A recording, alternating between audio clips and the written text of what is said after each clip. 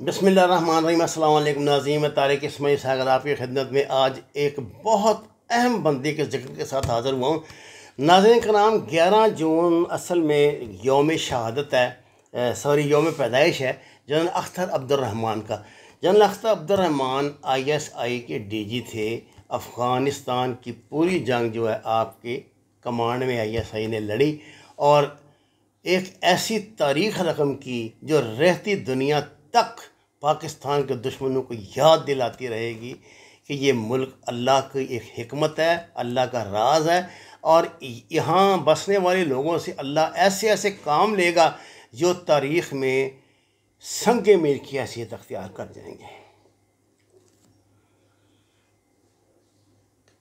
जंग अफ़गानिस्तान में general Akhtar Abdurrahman के कमांड में ISI ने जो किरदार अदा किया, दुनिया की जंगी तारीख़ में इसकी कोई मिसाल नाज़रीन नहीं मिलती।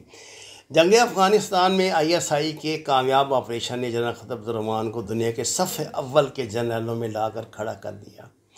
जनरल अख्तर अब्दुर्रहमान एक मशहूर पाकिस्तानी फ़ौज के जर्नल थे। 11 जून 1924 को पेशावर में पैदा हुए, जहाँ इनके वालिद डॉक्टर अब्दुर्रहमान सरकारी मुलाज़िम थे। डॉक्टर साहब इससे कबल अफ़गानिस्तान के बादशाह अमान अल्लाह खां के ज़ाती मालिज रह चुके थे। 1928 में वालिद की वफ़ात के बाद इनकी तालीम और तरबियत वालिदा की निगरानी में हुई। अच्छे तालिब इल्म, अच्छे स्पोर्ट्समैन भी थे। 1945 में गवर्नमेंट का लाहौर से MA माशियात की डिग्री लेने के बाद फ़ौज में मुलाज़म हो गए। फरवरी 1947 में फ़ौज में बाकायदा कमीशन मिला। क़याम पाकिस्तान के वक्त मशरक़ी पंजाब में तैनात थे। इस दौर में इन्होंने इन महाजरीन की बड़ी मदद की जो आग और खून का समंदर पार करके पाकिस्तान पहुँचे थे।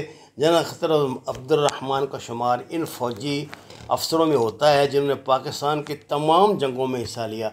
1948 से कश्मीर के जहाद में हिस्सा लिया। सितंबर 1965 की जंग में लाहौर के करीब बरके के महाज पर दाद शुजात दी। 1971 की जंग में कसूर की सरहद पर एक ब्रिगेड की कमान की। 1978 में पाक आर्मी के एडजुटेंट जनरल और 1979 में डायरेक्टर ISI मुकर्रर हुए। जनरल अख्तर अब्दुर्रहमान के बहुत थोड़े अरसा में ISI को पेशा वराना तौर पर ऐसी बुलंदियों से हमकिनार किया दिया कि दुनिया भर की खुफिया एजेंसियाँ इसे रश को हसद की नज़र से देखने लगी। जनरल अख्तर अब्दुर्रहमान को ISI का चीफ बनने के फ़ौरन बाद जो पहला चैलेंज दरपेश हुआ वह जंग अफ़गानिस्तान थी। रातों रात सोवियत यूनियन की फ़ौजें अफ़गानिस्तान में दाखिल हो गई नाज़रीन, और पाकिस्तान को मालूम था कि सोवियत यूनियन का अगला हदफ पाकिस्तान है। लिहाजा पाकिस्तान की सलामती के नुक़्ता नज़र से ज़रूरी था कि सोवियत यूनियन के फ़ौजी कदम अफ़गानिस्तान में जम ना सकें, क्योंकि लेकिन ये कैसे होगा, इसके लिए एक जामे जंगी मनसूबाबंदी की ज़रूरत थी। जनरल अख्तर अब्दुर्रहमान का कमाल ये था कि इन्होंने ये जामिया जंगी मनसूबा तैयार किया, जनरल ज़िया-उल हक़ के सामने रख दिया, जिसे इन्होंने कमाल जुर्रत से मंजूर किया। जनरल ज़िया-उल हक़ की तरफ से ग्रीन सिग्नल मिलने पर ही जनरल अख्तर अब्दुर्रहमान ने इस पर काम शुरू किया। पहला मरला जो था ना जी, वो अफ़गानिस्तान के मुख्तलिफ और मुतहारब अफ़गान कबाइल को एक प्लेटफार्म पे मुत्तहिद करना था। ये मरहला तय पा गया तो अगला मरहला इनके लिए दरमियान असले की मुनसफ़ाना तकसीम थी। जनरल अख्तर अब्दुर्रहमान ने मसले की तकसीम का असूल ये वज़ा किया कि असला सिर्फ अफ़गान तंज़ीमों की तस्लीम शुदा सरबराहों को दिया जाएगा और वहीं से आगे अपने कमांडरों को मुंतकिल करेंगे। ये बात दिलचस्प है कि इब्तदाई तौर पर सिर्फ सऊदी अरब ही पाकिस्तान की माली मदद कर रहा था, लेकिन एक बार जब मुनज़्ज़म तरीके से जंग शुरू हो गई और इसके असरात जो हैं वो ज़ाहिर होने लगे तो अमेरिका समेत दीगर यूरोपीय ममालिक की तरफ से भी माली और इमदाद मिलना शुरू हो गई। ताहम जनरल अख्तर अब्दुर्रहमान की जंगी तजुर्बे ने बहुत जल्द भांप लिया कि जब तक अफ़गान तंजीमों को सोवियत यूनियन के फ़िज़ाई हमलों को तोड़ मुयसर न किया गया, इस वक्त तक जंग का कोई फ़ैसला नहीं हो सकेगा। इन्होंने बटिकनों पर जोर देना शुरू किया कि अफ़गान तंजीमों को स्टिंगर मिज़ाइल फराम किए जाएँ। अमरीकी तज़ब्ज़ुब का शिकार थे, लेकिन आखिरकार जनरल अख्तर अब्दुर्रहमान ने इन्हें कायल कर लिया और वह अफ़गान मज़ामतकारों को स्टिंगर मिज़ाइल मुहैया करने पर राज़ी हो गए। नाज़रीन, स्टिंगर मिज़ाइल मिलने की देर थी कि जंग का तो पांसा ही पलट गया। अफ़गान तंजीमों के हक़ में ऐसा पलटा कि फिर रूस के लिए कोई रास्ता ही बाकी नहीं बचा। हकीकतन इसके बाद ही सोवियत यूनियन ने अफ़गानिस्तान से निकलने के बारे में सोचना शुरू किया था। फ़ौजी मुलाजमत में नुमाया कारकर्दगी पे आपको सतारे बसालत हलाल इम्तियाज़ और निशान इम्तियाज़ के आज़ाद भी दिए गए। 17 अगस्त 1988 को C-130 जनरल ज़िया-उल हक़ के तैयारे में जनरल अख्तर अब्दुर्रहमान के सवार होने का कोई प्रोग्राम नहीं था, लेकिन इसके बावजूद इन लोगों को एक साजिश के तहत जनरल ज़िया-उल हक़ के तैयारे में सवार कराया गया और अब बहावलपुर के करीब हवाई जहाज़ के हादसे में सदर ममलिकत जनरल ज़िया-उल हक़ और दूसरे अकाबरीन के साथ आप भी शहीद हो गए। इनके साहबजादे हुमायूं अख्तर ने अमली सियासत में हिस्सा लिया है और कई मरतबा वज़ीर भी रह चुके हैं। जनरल अख्तर अब्दुर्रहमान के मुतल्लिक़ एक बात जो कही जाती है, वो एक डेयरिंग और बहुत प्रोफेशनल जर्नैल थे। जब CIA ने यहाँ पे मैदान में उतरने का फ़ैसला किया तो उन्होंने ज़ाहिर मुजाहिदीन को असला ही देना था, पैसे देने थे या जो कुछ भी करना था।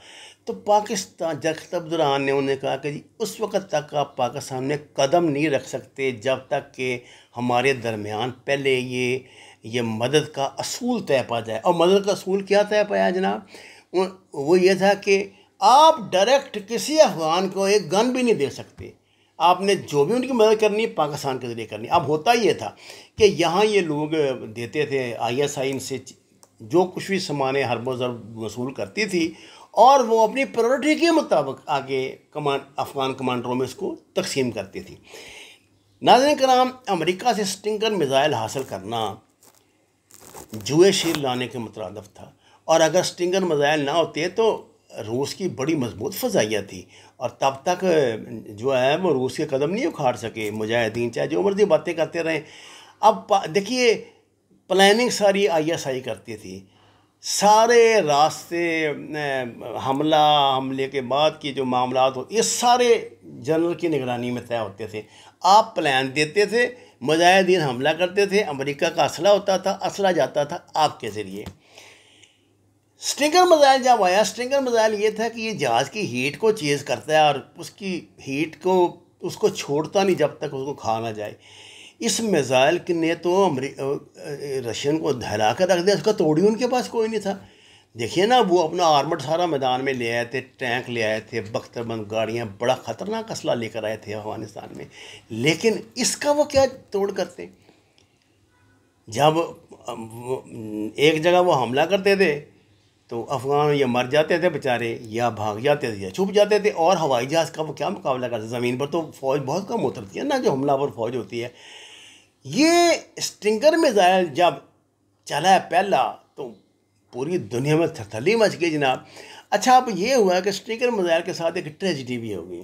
ट्रेजिडी ये हुई कि ये मिज़ाइल जहाँ हमने अपने इधर रावलपिंडी इस्लामाबाद में जिस जगह पे रखे हुए थे, उस जगह पे असला खाने में आग लग गई। ये आग कैसे लगी, ये आज तक एक पुरअसरार राज है। पाकिस्तान ने किस तरह हमारे सैकड़ों शहरी इसमें शहीद हुए, किस तरह बम फटे और जंग की फ़ज़ा बनी हुई थी, मैं इस पे 2-3 वीडियोज़ आपके साथ कर चुका हूँ। ये बात बहुत एक मुसद्दक़ा की जाती है कि दरअसल जितना बड़ा जदीद तरीन असला होता था वो अमेरिका जो मुजाहिदीन के लिए देता था, उसका खासा हिस्सा पाकिस्तानी फ़ौज को मुंतकिल हो जाता था।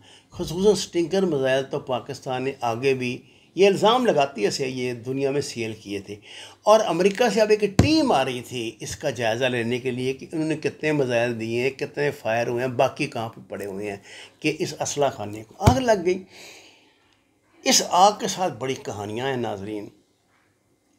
जनरल नासर, अल्लाह ताला उनको दीन और दुनिया के दर्जात बुलंद फरमाए, उन्होंने जिस तरह दिलेरी के साथ अपने जवानों के साथ ये असला खाना फिर खाली किया और बाकी लोगों की जानें बचाएं, नहीं तो ये तो फट जाता तो मेरा ख्याल पूरा पिंडी और इस्लामाबाद ख़त्म हो जाते। बड़ा ख़तरनाक असला था। तो इंडिया जिस रोज़ लैंड किया ना अमेरिकन टीम ने, उस रोज़ जो धमाका हो गया, जिसके बाद वो फिर ऑडिट ही नहीं कर सके।